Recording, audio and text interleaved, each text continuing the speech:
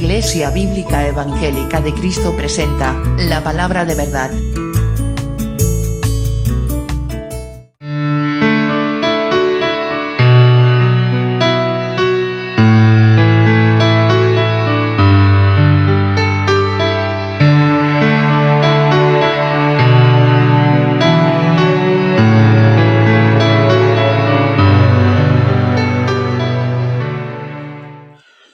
Bueno, buenos días otra vez a todos. Qué bueno saber que el Señor está con nosotros, ¿verdad? Que está con nosotros siempre, si somos sus hijos, que Él mora dentro de nosotros, Él mora dentro de cada creyente, hoy lo vamos a ver. Y aparte de todo, los domingos, cuando su iglesia se congrega, Él se manifiesta de una forma especial. Cuando nosotros nos reunimos en su nombre y lo podemos notar, ¿verdad? Lo podemos ver, que Él está con nosotros, paseándose aquí en medio. Bueno, vamos a estar orando y después vamos a estar leyendo el texto que vamos a estar viendo hoy, que continuamos con nuestra serie de la primera carta de Juan. Hoy vamos con el quinto sermón, lo podéis ver en pantalla, el quinto sermón, la unción del Espíritu Santo. Otro tema también que trae, como se suele decir, que trae cola, ¿verdad? Muchos errores también y muchas malas interpretaciones sobre la persona del Espíritu Santo. Y hoy, bueno, vamos a ver un poco lo que dice el texto, que vamos a ver porque no podemos ver todo lo que habla la palabra del Espíritu Santo, porque si no nos tiraríamos aquí unas cuantas semanas seguidas.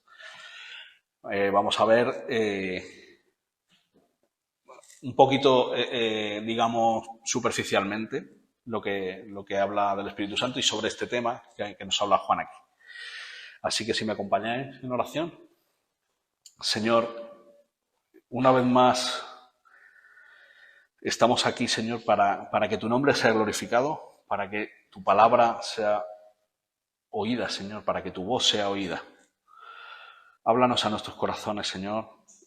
Llénanos de tu palabra, llénanos de tu espíritu y permítenos, Señor, entender tu verdad y aplicarla a nuestros corazones, Señor. Ayúdame en mi debilidad, ayuda a mis hermanos, ayúdanos a todos a escuchar, porque el que está predicando se predica primero a sí mismo y luego a los que están oyendo.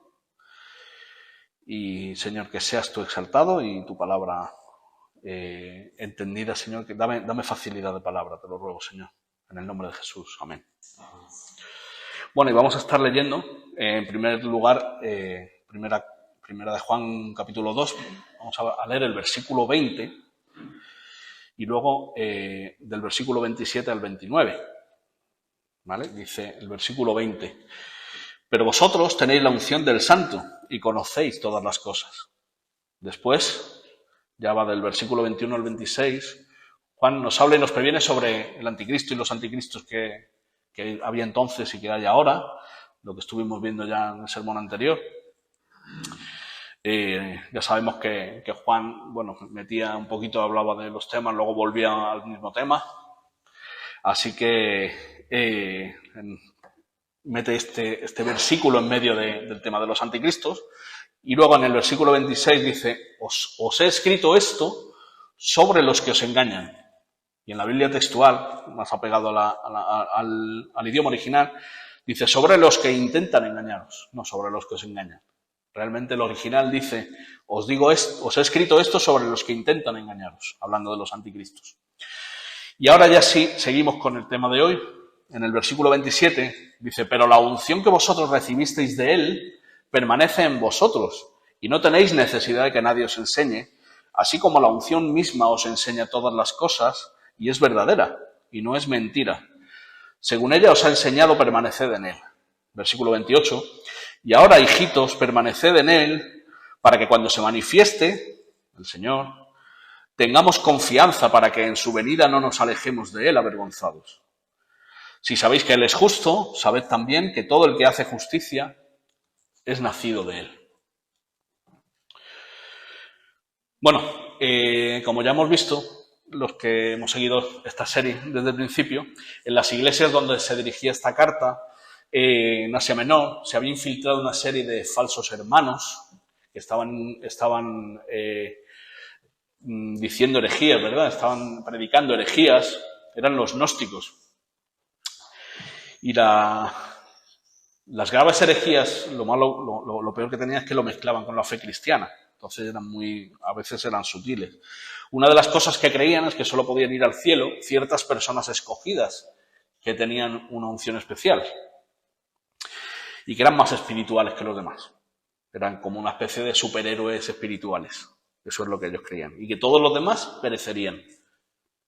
O sea, directamente seríamos aniquilados. Eran unas falsas creencias muy peligrosas, como digo, ya que las mezclaban con las verdades del cristianismo. Y así engañaban a profesantes que estaban en las iglesias. Y de esto fundamentalmente es lo que nos estaba hablando Juan en el texto inmediatamente anterior al de hoy. El anticristo y los muchos anticristos que estaban ya entonces en las iglesias y en el mundo en general.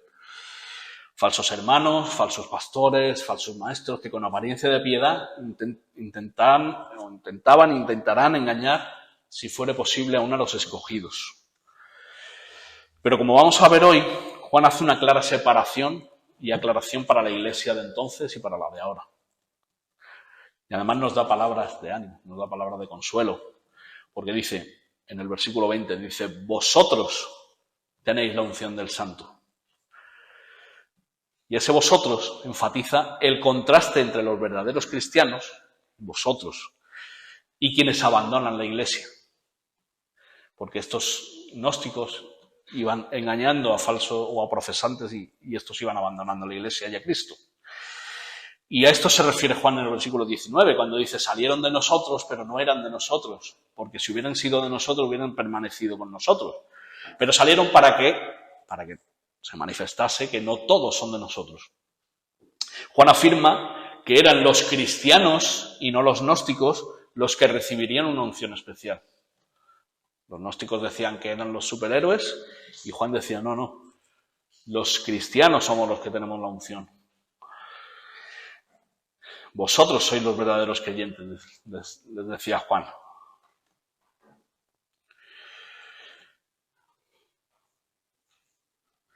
Y dice, pero vosotros tenéis la unción del Santo y vosotros conocéis todas las cosas.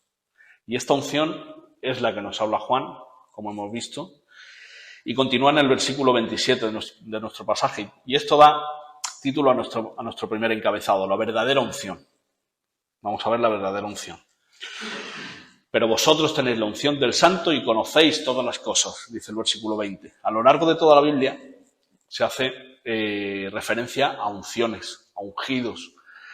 Pero debemos diferenciar qué tipo de unción se refiere cada pasaje según el contexto, tanto bíblico como histórico, como cultural, para no inventarnos rituales extraños, para no hacer cosas raras.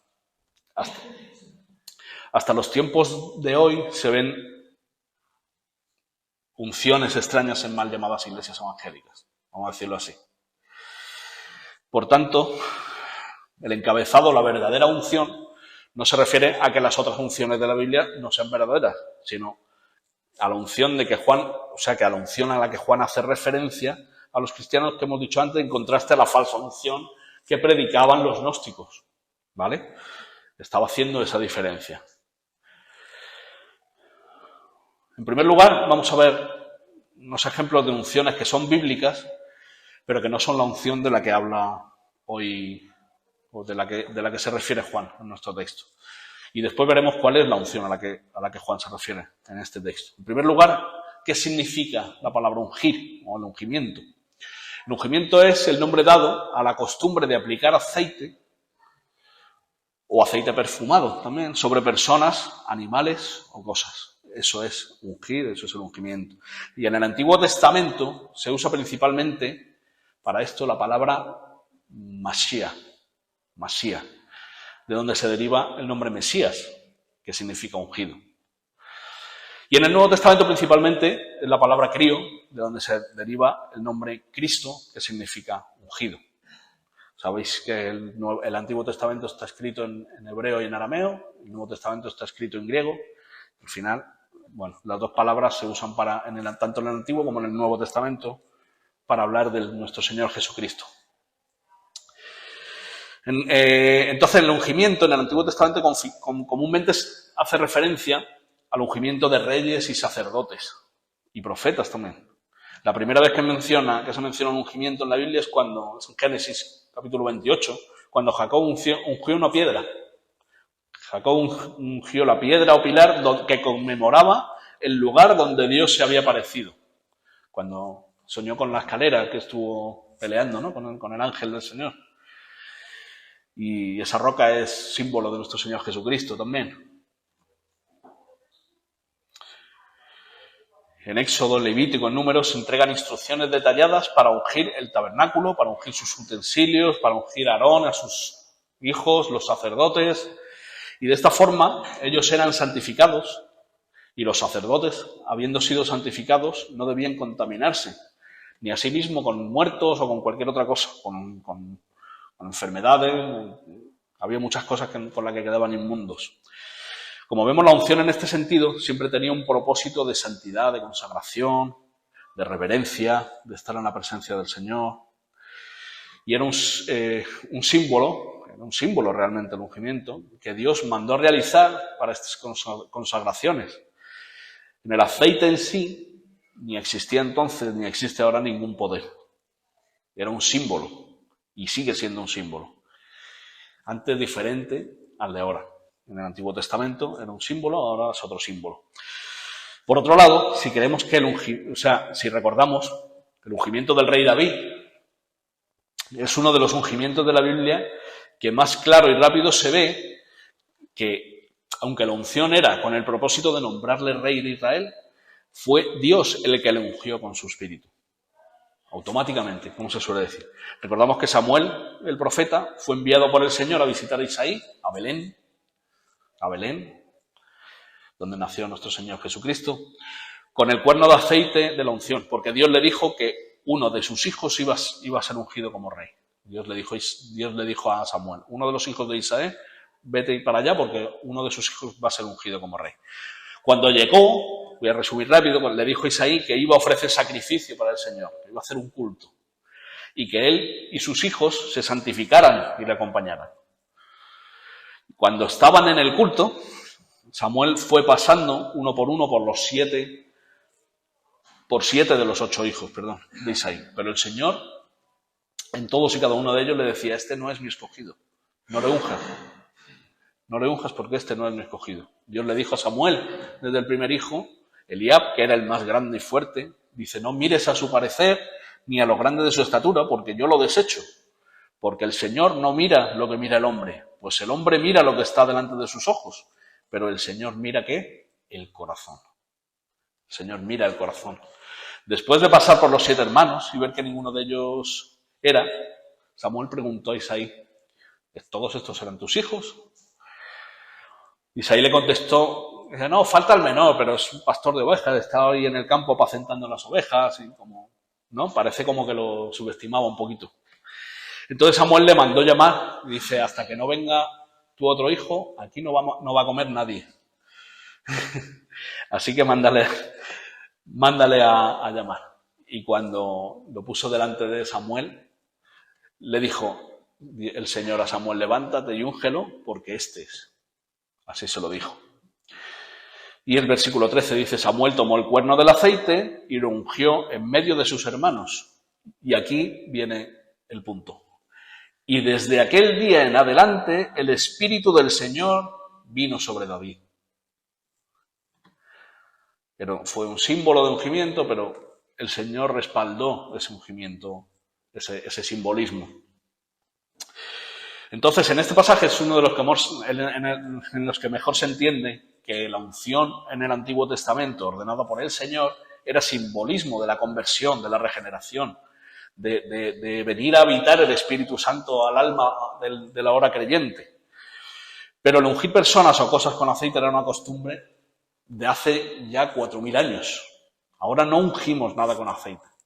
Incluso en el Nuevo Testamento, en el siglo I, la unción con aceite ya se practicaba nada más que con motivos terapéuticos. y cosméticos a veces también. Pero sobre todo el aceite se usaba con motivos terapéuticos. Por ejemplo, que vayamos a dar un pequeño rodeo, pero quiero que veamos 2 versículos, ya que hablan del mismo tema, no nos vamos a salir del tema. Pero sí que quiero que veamos estos 2 versículos, porque creo que hay bastante confusión con este tema. En Santiago capítulo 5, versículos 14 y 15, dice, no hace falta que lo busquéis, simplemente escuchar. Dice, ¿está algún enfermo entre nosotros? Llame a los ancianos de la iglesia y oren por él, ungiéndole con aceite en el nombre del Señor.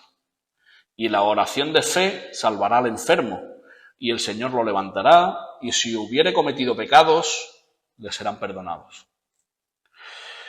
A ver, desgraciadamente muchos hermanos malinterpretan estos versículos afirmando que lo que está diciendo aquí Santiago es que al ungir los ancianos de la iglesia con aceite al enfermo, este sanará milagrosamente porque el aceite simboliza al Espíritu Santo. Nada más lejos de la realidad. El texto no dice eso. No dice nada ni parecido. Están cayendo en el error de interpretar la Biblia a la luz de lo que ellos quieren creer y no a la luz de lo que la Biblia dice. El ungimiento con aceite simbolizaba al Espíritu Santo tan solo en el Antiguo Testamento. Tan solo en el Antiguo Testamento. En el Nuevo Testamento ya se manifestó claramente el Espíritu Santo. Y desde el principio del Nuevo Testamento, fue en Hechos 2 lo podemos ver, cuando bajó el Espíritu Santo, y no se muestra nunca ni a Jesús ni a los apóstoles ungiendo a nadie con aceite para que les sea derramado el Espíritu Santo. Nunca en todo el Nuevo Testamento. Por lo tanto, no es símbolo del Espíritu Santo la unción de aceite en el Nuevo Testamento. Sí lo fue en el Antiguo Testamento. El aceite, desde hace miles de años, se usa como desinfectante e incluso como regenerador de tejidos. Es decir, para sanar heridas, para curar heridas. También se usaba para calmar los dolores, como calmante. Por lo tanto, cuando está hablando de los ancianos y el aceite a los enfermos, está hablando que vayan a ayudarlos, a consolarlos, poniendo aceite en sus heridas, a calmarles las heridas y a que oren por ellos, claro, a que oren por ellos. Entonces, este uso del aceite lo vemos también en la parábola que el Señor habla sobre el buen samaritano, ¿verdad? Cuando le pone aceite y vino en las heridas. ¿Para qué le puso aceite y vino en las heridas en esa parábola? ¿Para darle al Espíritu Santo? No, para curarle, para mantenerle, seguramente cortarle las hemorragias y todo esto. Entonces, vemos que en el versículo 15 de Santiago dice que la oración salvará al enfermo. La oración salvará al enfermo y sus pecados serán perdonados. Es decir, está yendo al tema de salvación y perdón de pecados, no está hablando de milagros de sanidad. Ya solo por el contexto ya queda claro. Pero bueno, vamos a ir un poquito más a la palabra original, que se traduce aquí como salvará. Y significa, traducida como salvará, significa realmente salvará. Es decir, no significa sanará, significa salvará. La palabra sozo, en griego. Y las acepciones son salvar, libertar, rescatar, poner a salvo, resguardar. Esas son las acepciones de esa palabra. La palabra que se usa en el Nuevo Testamento para sanar dolencias y enfermedades es otra palabra totalmente diferente, que no tiene nada que ver con esta. Es la palabra, y esto os va a sonar, terapeuo. Exactamente de donde lo que habéis pensado, de donde se deriva nuestra palabra terapia o terapéutico. Esa es la palabra que se usa para sanar heridas, o para sanar dolencias, o para sanar enfermedades. Así que, simplemente, quería dejar claro, esta palabra es usada, por ejemplo, en Mateo 8, cuando el Señor le dice al centurión que tenía el siervo enfermo, le dice el Señor, iré a tu casa y lo sanaré, terapeuo, iré a tu casa y lo curaré su enfermedad. No está hablando de salvación, está utilizando otra palabra que no tiene nada que ver con la de Santiago.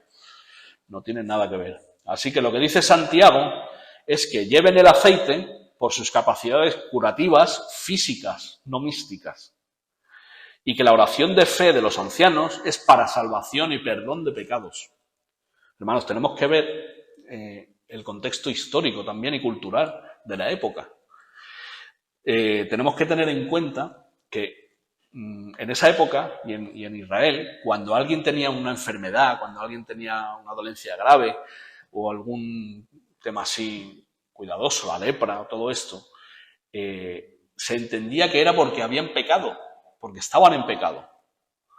Entonces, Santiago dice aquí que vayan los ancianos y que los oren por ellos y les salvará y sus pecados les serán perdonados.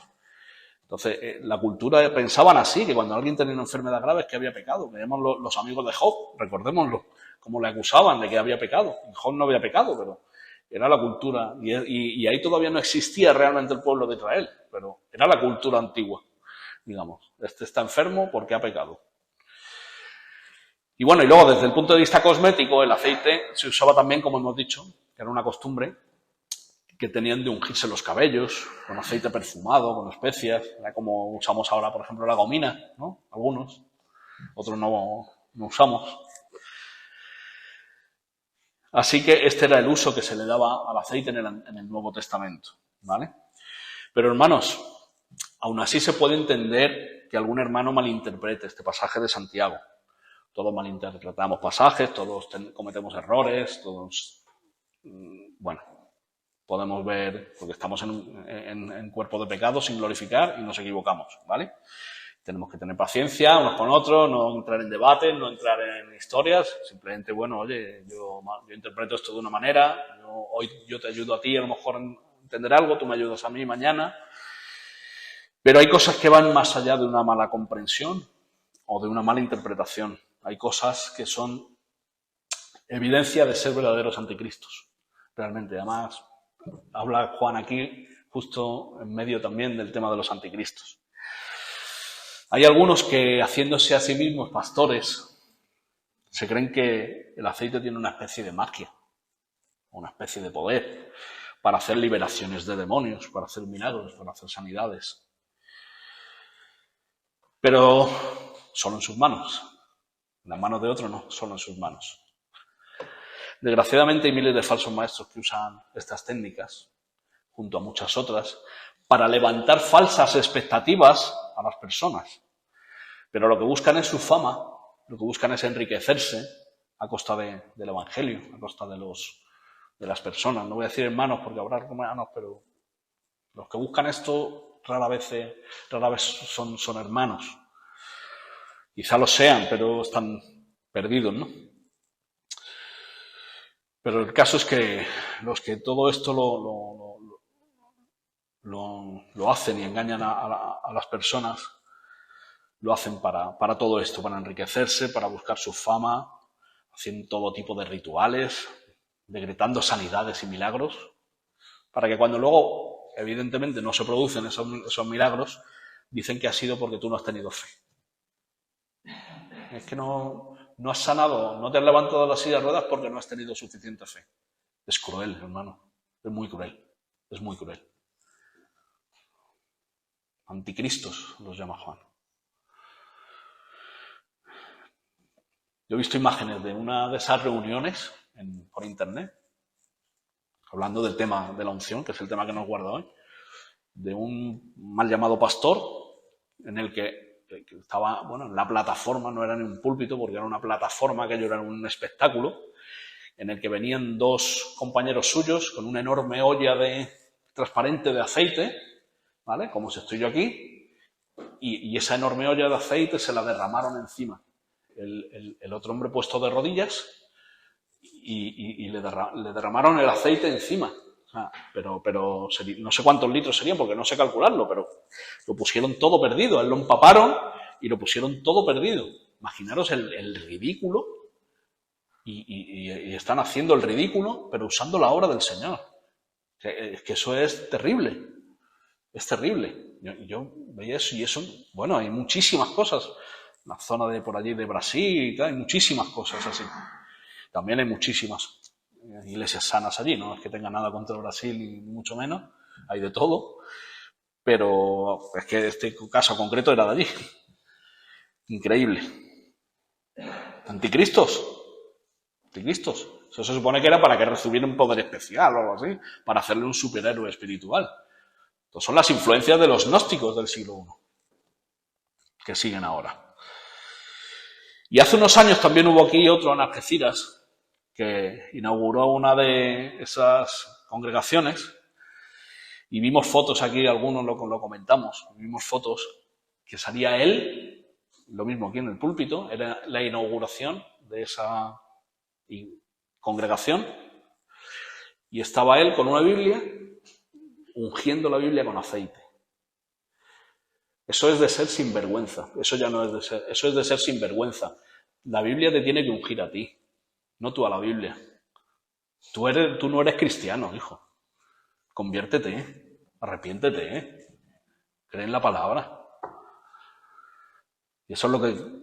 Esa sería la mejor noticia para nosotros, que esta gente, estas personas se arrepintieran y creyeran en el verdadero evangelio. Pero mientras tanto los tenemos que llamar, como lo llama el Señor y como lo llama Juan, anticristos, falsos profetas, anticristos, falsos cristianos. En la carta que estamos viendo de Filipenses, que está predicando Jesús, Pablo los llama perros.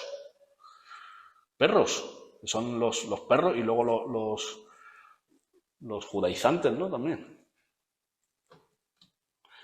Volviendo al texto, ya hemos visto diferentes ejemplos de unción bíblica y de unción antibíblica. Entonces, ¿a qué se refiere Juan aquí sobre esta unción? La unción del Espíritu Santo. La unción del Espíritu Santo. Es el Espíritu Santo que ya mora, que habita en el interior de todo creyente. Esa es la unción del Espíritu Santo. No es nada especial, no es nada súper poderoso, sí es súper poderoso, pero no se refiere a nada especial que unos tienen y otros no. Es la unción que todo creyente tiene en el Espíritu Santo. Al igual que en el Antiguo Testamento se ungía a los escogidos de Dios con aceite, se ungía a los reyes, a los sacerdotes, a los profetas, como hemos visto. Esto era simbolismo de que en el Nuevo Testamento el Espíritu Santo unge a todos los creyentes, no a algunos. Eso es otro error, por eso lo repito, es otro error que hay por ahí. Se cree que hay algunos creyentes que tienen el Espíritu Santo y otros que no. Error. Todos los creyentes tienen el Espíritu Santo. Si no tienes al Espíritu Santo, no eres creyente. Entonces, el Espíritu Santo unge a todos los creyentes, ya que somos todos sus escogidos y nos hace reyes, sacerdotes y profetas. Todos, no algunos. Todos. Como dice Pedro en su epístola, dice, mas vosotros sois, ¿qué? Linaje escogido, real sacerdocio, nación santa, pueblo adquirido por Dios, ¿para qué? Para que anunciéis, profetas, para que anunciéis las virtudes de aquel que os llamó de las tinieblas a su luz admirable. Gloria al Señor. Y repito, el Espíritu Santo habita en el interior de todos los creyentes. Por si no os ha quedado claro, habita dentro de todos los creyentes. No existe ni un solo creyente que no tenga la unción del Espíritu, no existe ni un solo cristiano que no esté bautizado en el Espíritu Santo. Todos los cristianos estamos bautizados en el Espíritu Santo. No hay cristianos de primera y de segunda. Hay cristianos y no cristianos. Y Juan está haciendo ya un contraste respecto al pasaje anterior que nos habla de los muchos anticristos y ahora nos consuela hablándonos directamente a los creyentes, a los que estamos en Cristo. Nos tranquiliza, de alguna manera, diciéndonos que el mismo Dios ahora mora dentro de nosotros. Y además que Él permanece y permanecerá en nosotros por siempre. El Espíritu Santo viene a morar dentro de cada uno de los creyentes. Él nos da vida espiritual, nueva vida, nuevo nacimiento, regenera al pecador y en ese momento le da el don de creer en Cristo y arrepentirse de sus pecados. Ahora puede ver y reconocer.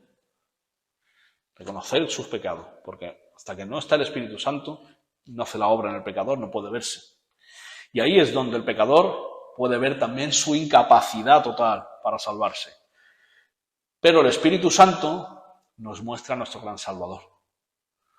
Porque nosotros somos incapaces de salvarnos, pero tenemos un gran Salvador, nuestro Señor Jesucristo. Y nos abre el entendimiento de la obra de la cruz. Ese es el Espíritu Santo, el que nos da ese entendimiento del sacrificio de nuestro Señor Jesucristo por los pecadores totalmente impotentes. Eso es lo que hace el Espíritu Santo principalmente.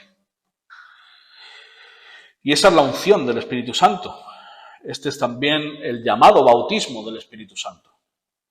Y estas son las marcas o evidencias de que alguien lo ha recibido. No balbucear palabras sin sentido, ni moverse a lo loco, ni nada de eso. La convicción de pecado propio, por cierto, no del de al lado. Convicción del pecado propio. El entendimiento del Evangelio, la fe en Jesucristo y en su obra, un cambio radical en el estilo de vida. Esas son las evidencias de tener el Espíritu Santo, no sé, hacen cosas raras por ahí, que no tiene nada que ver y no se ve en la Biblia en ninguna parte. El Espíritu Santo produce un cambio de vida y a partir de ahí, como decimos, habita dentro de nosotros y nunca nos dejará, siempre estará con nosotros. Y Él nos da entendimiento, nos da sabiduría, nos da discernimiento, nos da guía. Y esto nos lleva a nuestro segundo encabezado, la enseñanza de la unción. La enseñanza de la unción del Espíritu Santo. Punto segundo, la enseñanza de la unción del Espíritu Santo. Dice la primera parte del versículo 27. Pero la unción que vosotros recibisteis de Él permanece en vosotros. Cuando dice aquí la unción, parece enfatizar más en el resultado de la unción. Como hemos visto, la unción es un concepto del Antiguo Testamento relacionado con el llamado especial de una persona y con su equipamiento para realizar una obra divina, una tarea divina. Los profetas, sacerdotes y reyes eran ungidos, lo hemos visto ya. Y los falsos maestros decían, como hoy, tener una relación especial con Dios. Decían tener una unción especial. Todos habremos alguna vez oído eso de no toques al ungido de Dios, al ungido del Señor, dando a entender que un pastor es poco menos que infalible, como si fuera el Papa, o algo así. El Papa es otro anticristo. Pero Juan afirma que todos los creyentes ya tienen la verdadera unción cuando confían en el verdadero ungido de los ungidos, ungido con mayúscula, nuestro Señor y Salvador Jesucristo. Son llenos de su espíritu y permanecen en la palabra.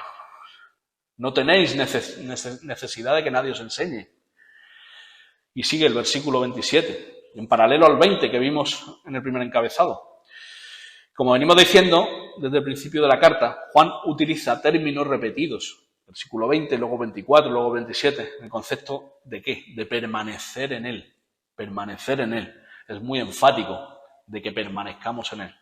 Y el Espíritu permanece en nosotros. Si no, no podríamos nosotros permanecer en Él. Esta frase es difícil. Y como todos los textos difíciles, muchos aprovechan para interpretarlos a su manera también, torciendo la Escritura. Es que todo esto hay mucha torcedura de Escritura en todos estos temas por ahí. Y lo hacen a su conveniencia. Cuando dicen, no tenéis necesidad de que nadie os engañe. Esto tiene también muchas malas interpretaciones. Hay muchos por ahí que interpretan esto como que nadie me tiene que enseñar, que yo no tengo que ir a la escuela bíblica y que yo no tengo que leer libros nada más que la Biblia y que nadie me tiene que decir a mí cómo tengo yo que interpretar esto, que ningún maestro es válido, solamente Jesucristo. Esto lo creen por ahí, hermanos. Y, bueno, nuestro maestro indispensable y final es el Espíritu Santo, eso está claro. Pero tampoco son los falsos maestros. Como dice Juan 14:26, nos dice el Señor, más el Consolador, el Espíritu Santo, a quien el Padre enviará en mi nombre, Él os enseñará todas las cosas y os recordará lo que yo os he dicho. ¿Vale? Eso el mismo Señor Jesucristo se lo dijo. Entonces, esto no significa que el ministerio y el don de maestro no estuviese activo en la iglesia primitiva y no esté activo hoy. Esto no significa eso. Hay muchos textos aquí en Efesios 4, Hechos 13, 1 Corintios 12. Vemos que existían y que existirán maestros, verdaderos maestros.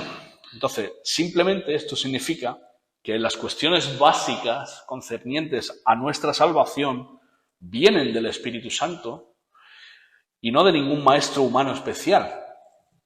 Bueno, vienen de la Biblia, por medio de la Biblia, de entender la palabra. El Espíritu Santo nos da ese entendimiento y no de ningún humano especial, aunque con frecuencia estos sean utilizados para instruir. Como dice Pablo en Romanos 8:16, dice, el Espíritu mismo da testimonio a nuestro espíritu de que somos hijos de Dios. Entonces, en esto es en lo que nadie nos tiene que enseñar. El Espíritu mismo nos enseña. El Espíritu mismo nos da testimonio de que somos hijos de Dios. Nos da convicción de nuestra salvación, nos da entendimiento de su palabra cuando la leemos, pero también cuando nos enseñan maestros puestos por Él en su iglesia. Estos maestros nos instruyen, nos corrigen y el Espíritu nos da entendimiento cuando ellos nos enseñan también. Entonces, todos nos discipulamos los unos a los otros y aprendemos los unos de los otros. Y más de los maestros que el Señor ha puesto, son puestos por el Señor. No es malo leer los buenos libros cristianos, hermanos. Es bueno leer buenos libros cristianos. Y hermanos, no es malo estudiar teología. Es bueno estudiar teología. Es muy bueno estudiar teología. Para todos los hermanos. No solamente los que predicamos de vez en cuando, los pastores. Todos los hermanos. Y las hermanas. ¿Vale? Una cosa es predicar o no predicar y otra cosa es estudiar. Es bueno estudiar teología. Es malo estudiar teología y leer buenos libros con la motivación del corazón equivocada, incorrecta. Ganar debates teológicos, demostrar que sabes mucho, autoexaltarte, eso es orgullo, eso es pecado. ¿Vale? Pero es bueno estudiar teología con la motivación correcta de conocer a nuestro Señor cada día más, tener una relación con Él. Igual de estudiar teología con la mala motivación del corazón, igual de malo o peor es no interesarse en aprender o conocer al Señor. Creyéndote sabio realmente en tu propia opinión. Eso es orgullo disfrazado. Porque luego, esto es, como decimos, propio de un corazón orgulloso y altivo. Porque lo normal es que estas personas son los que más se disfrazan de humildad y de sencillez. No, es que estudiar, es que yo no soy, es que yo no tengo la capacidad. No, tú lo que eres es un orgulloso que te crees que nadie te tiene que enseñar y que tú no necesitas aprender. Eso es soberbia. No aceptan ser enseñados ni corregidos por nadie. Este tipo de personas son así, orgullosos. Continúa el versículo 27. Según ella, la unción, os ha enseñado, permaneced en él. Según la unción os ha enseñado, permaneced en él. Este es un imperativo presente activo. Imperativo significa que es un mandato del Señor. Y presente activo significa que es para siempre, que es continuo. En este texto Juan usa repetidamente el concepto permanecer, como hemos dicho, como un elemento que da seguridad de fe a los lectores, da seguridad de fe. Como Juan 15, la vida verdadera, lo vemos, ¿no? Permaneced en mí, porque separados de mí nada podéis hacer. Permaneced en mí, dice Jesús directamente. La fe bíblica es un pacto donde Dios toma la iniciativa y establece su decreto de salvación y adopción en el creyente. Pero nosotros debemos permanecer en él. Voy a repetir eso, es un poquito profundo. La fe bíblica, la salvación, es un pacto donde Dios toma la iniciativa y establece su decreto en su soberanía, establece su decreto de salvación y adopción en el creyente. Pero nosotros debemos permanecer en él. Una cosa no está reñida con la otra. La soberanía de Dios, la responsabilidad nuestra, del creyente.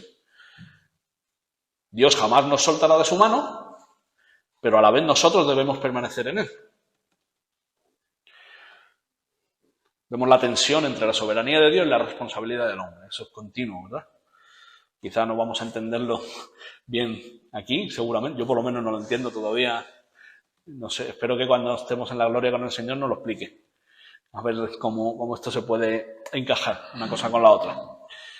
Así que, ¿Dios es soberano en la salvación? Sí, Dios es soberano en la salvación. ¿Dios nos va a sostener sin caída eternamente? Sí, amén, amén, sí. ¿Nosotros somos responsables a la vez de permanecer en él? Sí, amén, así es. Nosotros tenemos que permanecer en él siempre. Como estamos viendo, el Espíritu es quien nos enseña. Y él, que recordemos, es una persona, el Espíritu Santo es una persona, es la tercera persona de la Trinidad, mora dentro de nosotros y nos depura por medio de su palabra. El Espíritu nos da entendimiento cuando leemos y escuchamos la palabra. Él nos mueve a santidad porque Él nos ha cambiado y nos va cambiando nuestro corazón. Él nos ha regenerado, nos ha hecho nuevas criaturas, nos va dando el crecimiento. Y a esto se refiere Juan con que la unción nos enseña. No se refiere a que no escuchemos a pastores, a maestros de sana doctrina, ni a que no leamos buenos libros, como hemos dicho. Eso lo piensan los que no tienen interés en su crecimiento espiritual. Pero hasta ese interés nos lo pone el Espíritu dentro de nosotros. Porque si fuera por nosotros, por nuestra naturaleza caída, no abriríamos ni lo que es la tapa de la Biblia, ni la abriríamos así para ver qué hay dentro. Porque nacemos muertos espiritualmente. Mentes corrompidas y caídas que no piensan en nada de Dios hasta que Él nos salva.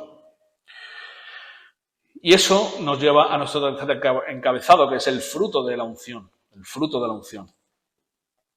Evidentemente, la evidencia del fruto de la unción del Espíritu Santo en el creyente, la primera, es la salvación y la vida. Hemos pasado de muerte a vida. De cierto os digo, dice el Señor en Juan 5, el que oye mi palabra y cree al que me envió, tiene vida eterna y no vendrá a condenación. Ya, el que tiene vida eterna ya no vendrá a condenación. La salvación no se pierde, de paso. Mas ha pasado de muerte a vida. El que ya ha sido regenerado no puede ser desregenerado. Eso está claro. Y el Espíritu, que mora ya dentro del creyente, hace que éste se beneficie de su fruto y de evidencias de él. Por ejemplo, como hemos dicho antes, el perseverar es una evidencia del fruto de la unción del Espíritu Santo, o del fruto del Espíritu. ¿Dónde vemos más claramente el tema del fruto, de las evidencias del fruto del Espíritu? En Gálatas 5, texto bastante conocido. Gálatas capítulo 5 dice, mas el fruto del Espíritu es que dar vueltas en la iglesia, empezar a gritar, no. Mas el fruto del Espíritu es amor, gozo, paz, paciencia, benignidad, bondad, fe, mansedumbre, templanza. Contra tales cosas no hay ley. Más bien parece justo todo lo contrario a lo que hacen por ahí, ¿no? De pegar voces, gritos, pegar saltos. Lo que dice la Biblia es justo todo lo contrario a eso. Amor, gozo, paz, paciencia, mansedumbre, templanza, dominio propio, todo esto. Contra estas cosas no hay ley. Y estas evidencias del fruto del Espíritu deben ser cada vez mayores en el creyente. A esto se refiere Juan en el versículo 28 de nuestro texto. Y ahora, hijos, hijitos, dice, con esa ternura, permaneced en él, para que cuando se manifieste tengamos confianza para que en su venida no nos alejemos de él avergonzados. Dice el versículo 28. Juan nos habla aquí de la segunda venida. Cuando en su venida está hablando de cuando vuelve el Señor. Sabemos que desde el siglo I ya estaban hablando los apóstoles de que la segunda venida del Señor era inminente, porque ya estamos en los posteriores tiempos, desde el siglo I. Y Cristo va a venir pronto, pero solo cuando Él lo estime oportuno. Nos anima a crecer en santidad, a permanecer en Él, para que cuando venga a por nosotros no nos halle fuera del redil, no nos halle lejos. En el versículo 29 nos exhorta a que tengamos discernimiento para ver quiénes son los verdaderos hermanos, los que dan evidencias de la unción del Espíritu Santo. Esos son los verdaderos hermanos. Dice Juan en el versículo 29, si sabéis que Él es justo, sabed también que todo el que hace justicia es nacido de Él. Esas son las evidencias. El que hace justicia, el que da esas evidencias que hemos hablado del Espíritu Santo. Vale, pero la unción también tiene como fruto nuestra sanidad del alma, nuestra protección, nuestro cuidado. Él nos cuida, Él nos protege. Para explicar esto, como Dios nos asemeja a ovejas, ¿verdad? Estamos en el redil, somos apacentados por el pastor de pastores. Voy a leer un pequeño artículo que encontré sobre pastores y ovejas, pero del campo,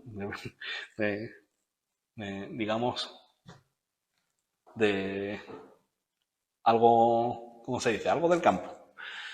Nos ayuda a entender un poco cómo el Señor, porque el Señor usa este símil, refiriéndose a nosotros, a los pastores y a la unción, y cómo usa la unción. Aquí los pastores de ovejas usan la unción. Es curioso. Dice así, voy a leer textualmente. En verano es la temporada que existe un riesgo para las ovejas. Es la estación de las moscas. Estas entran por la nariz, los ojos, los oídos o los labios y depositan sus huevos que se vuelven larvas. Estas larvas pueden entrar al cerebro y matar a las ovejas. Causan tanta molestia en las ovejas que las vuelven locas, que corren de lado a lado sin rumbo, chocando unas con otras, de manera que quieren hasta saltar la reja e irse lejos del rebaño. Pero hay una solución, el aceite. En verano, el aceite funciona como un repelente que seca las moscas. Cuando se ha ungido la cabeza de las ovejas, se calman, descansan y pueden comer en paz. Las ovejas también sufren de una dolencia que se llama la costra, que les sale en la piel de la cabeza, ya que ahí la lana no es tan gruesa. Pero la dolencia es curada con aceite que el mismo pastor prepara con un poco de azufre, aceite de oliva y otras especias. Las ovejas son muy cariñosas y ellas pueden tocar sus cabezas unas con otras. Así que cuando tienen la costra, se pasan unas a otras la costra, las ovejas, porque es contagioso. Incluso a veces, si todo el rebaño ha sido contagiado, el pastor prepara una piscina de unción, toma sus ovejas, todo el rebaño, y las hace marchar una por una hasta que salen curadas. Al final del verano es tiempo de engendrar ovejitas. El cuello de los machos comienza a engrandecerse y hay gran rivalidad entre ellos. Chocan las cabezas y a veces el choque es tan fuerte que pueden morir. Entonces el pastor unge la cabeza de los más fuertes con aceite más grasoso y cuando chocan no les duele tanto debido a que no hay mucha lana allí y el aceite se seca más rápidamente. La cabeza es la parte más difícil de ungir de la oveja, pero la más importante, ya que es la parte más vulnerable. Buena semejanza con la iglesia, ¿verdad? El Señor, cuando pone este símil en toda la Biblia, por algo. El Señor Jesús es nuestro pastor, que nos unge con su espíritu, nos protege de la mosca tentadora y nos sana la costra producida por nuestro pecado. Desde el principio nos llevó, nos bautizó en la piscina de la unción de su espíritu para sanarnos y limpiarnos. Esa unción nos motiva y nos lleva a amarnos entre nosotros, sabiendo que Él no permitirá que nos contagiemos la costra del pecado. Y Él nos cuida con su unción para que cuando sale la rivalidad por nuestro orgullo, nos hagamos el menor daño posible con nuestros cabezazos. El Señor Jesús es el verdadero pastor y es el pastor que ya dio la vida por sus ovejas. Él se entregó a muerte para dar vida eterna a sus ovejas. y les da la unción de su Espíritu para que lleven mucho fruto. Jesús es Dios, que se hizo hombre para mezclarse con sus ovejas. Él se mezcló con sus ovejas y compadecerse de ellas, sabiendo que son culpables de pecar contra Dios. Pero ahí está su gracia, su misericordia, que aun siendo nosotros pecadores, Jesús murió por nosotros y nos salvó. Nos salvó, pagando nuestra deuda y muriendo en nuestro lugar. Si hay alguien o alguien está escuchando que no está en Cristo, que sigue confiando en su moralidad, en que no ha hecho daño a nadie, que no ha matado. Yo no he matado a nadie, yo qué culpa tengo. La palabra dice que tú has matado cuando llamaste tonto a ese niño, cuando eras pequeñito. Te asesinaste en tu corazón, dice Jesús. Así de sencillo. Y eres merecedor del infierno. Porque a Dios no le vale cumplir una parte de la ley y otra no. Para ser salvo por tus medios tienes que cumplir toda la ley durante toda tu vida. ¿Hay alguien capaz de eso? Nadie. Imposible para nosotros. Estamos con la costra del pecado desde que nacemos.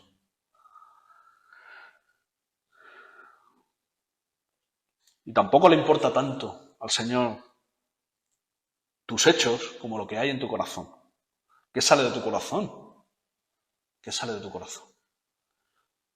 Por ejemplo, cuando vas conduciendo y alguien se te cruza, ¿qué sale de tu corazón? ¿Lo bendices? Eso que sale de tu corazón es como si lo asesinaras, dice el Señor. Y ya eres merecedor del infierno. Razón suficiente para condenarte al infierno. El pensar mal de alguien.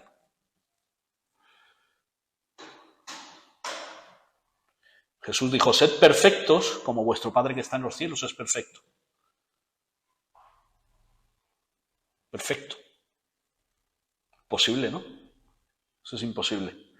Imposible para ti, imposible para mí. Pero gloria a Dios, no para Jesús. Jesús se hizo hombre y fue perfecto. Cumplió perfectamente como hombre toda la ley. Para que todo aquel que acude a Él en arrepentimiento y fe sea justo delante de Dios por su justicia, no por la tuya, por la justicia de Cristo. Si tú le reconoces hoy y te reconoces a ti como pecador y le pides perdón a Jesús y depositas en Él tu fe, Él te perdonará y pasará su expediente de perfección a tu expediente de pecador y lo cambiará uno por el otro, porque Él pagó por ti, si tú crees en Él. Y después te ungirá, no en ese momento, no después, es antes. En ese momento te ungirá con su Espíritu una vez y para siempre. Y por la eternidad. Nadie puede salvarse por sí mismo, nadie puede vivir sin pecado. Es más, si no estás en Cristo, estás muerto en pecados. Estás muerto en pecado, dice la palabra. Pero Dios, que es rico en misericordia, por su gran amor con que nos amó, aun estando nosotros muertos en pecados, gloria a Dios, nos dio vida juntamente con Cristo, por gracia sois salvos. Y juntamente con Él nos resucitó, y asimismo nos hizo sentar en los lugares celestiales con Cristo Jesús. Amén. Gloria a Dios. Él nos dio vida, hermanos. Si alguien no está en Cristo, ve a Él para que te dé vida y vida en abundancia. Amén. Vamos a orar.